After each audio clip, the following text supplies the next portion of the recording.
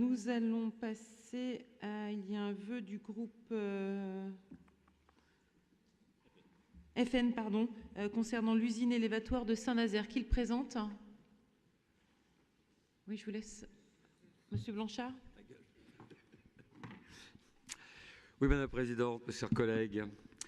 L'usine élévatoire de Saint-Nazaire, longtemps incertain, l'avenir de l'usine élévatoire de Saint-Nazaire, ancien site industriel construit en 1909 et miraculeusement épargné par les bombardements de la guerre, semble désormais être plus limpide, avec l'annonce d'un projet d'hôtel de luxe devant le remplacer.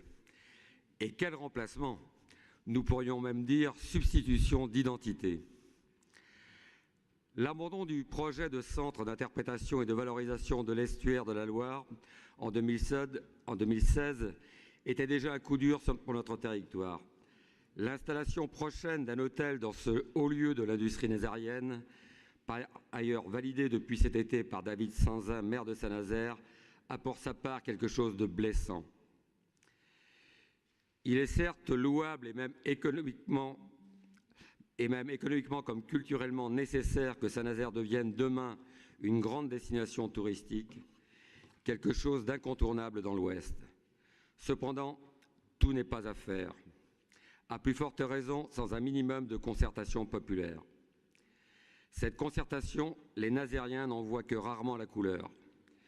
Hier, concernant de grands projets, les concernant au quotidien comme au niveau régional, le projet d'aéroport de Notre-Dame-des-Landes, ou des projets urbains sur leur quartier à l'île Sautron, etc.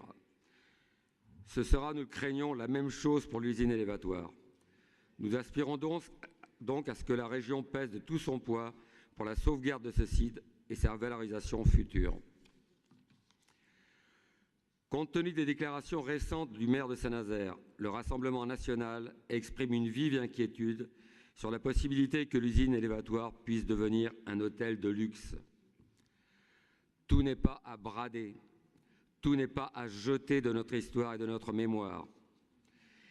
Et nous sommes confiants sur le fait qu'une minorité de Nazériens sensibles à ce que demeure l'identité de notre ville ne se laissera pas faire. Ce grand remplacement culturel et identitaire ne peut être accepté.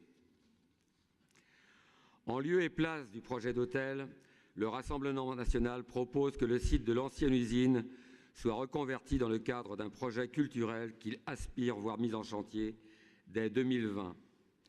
Un musée des industries navales et aéronautiques.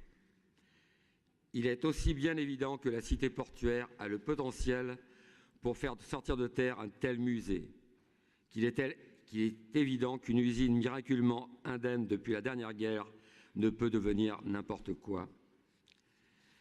Cette position sera également la nôtre au conseil municipal de Saint-Nazaire et au conseil communautaire de la Carène, face aux emprises excessives du marché sur notre identité et notre culture. Et ainsi, nous l'espérons, une reconversion moderne et respectueuse de l'usine élévatoire sera engagée, dans lequel nous formons le vœu que la région puisse prendre une large part.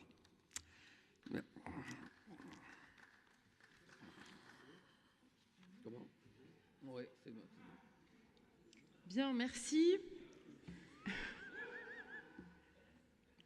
Franck Louvrier. Non, c'est un vœu, donc il y a 2 minutes. Non, c'est un vœu. Je rappelle les règles pour les vœux, il est tard, mais je vais vous les rappeler quelques minutes. 2 minutes par groupe concernant les vœux et les questions orales. Il n'y a pas de retour concernant les vœux. Allez, Monsieur Louvrier, c'est à vous. Vous avez 2 minutes. Je vais me mettre moins que 2 minutes. Juste, comme c'est un sujet touristique, je pense que c'est intéressant. D'abord, il y avait un projet sur ce site qui est un projet qu'on a bien fait d'abandonner, qui était celui du musée d'interprétation de la Loire, qui avait été fait par M. Oxiette et le prédécesseur de M. Samzin.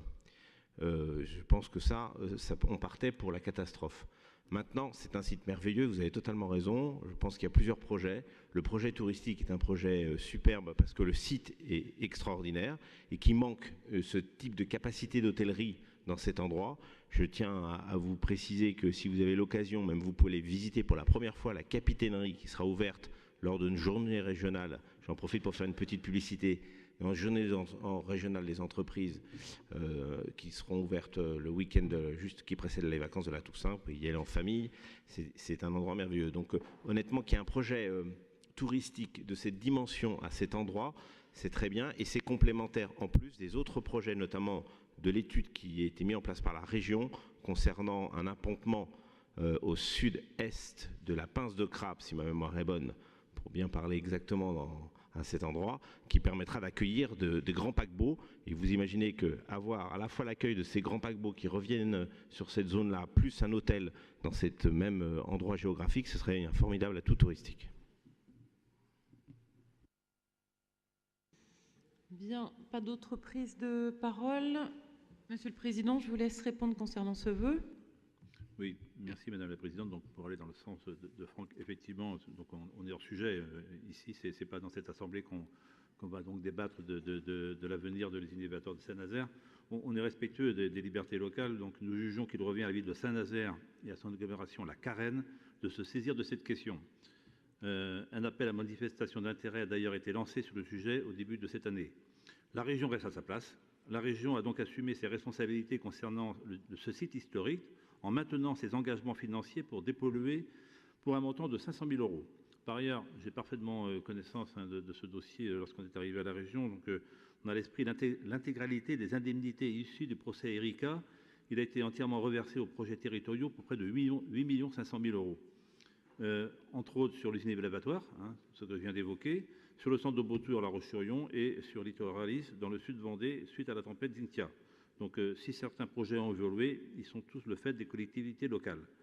La région a assumé ses engagements financiers. Vouloir réintroduire le projet de l'avenir de l'usine élévatoire, c'est nier la liberté d'action du bloc communal de Saint-Nazaire et de la Carène. Bien, donc nous allons passer au vote. Qui est favorable à ce vœu? Qui s'abstient? Il est rejeté.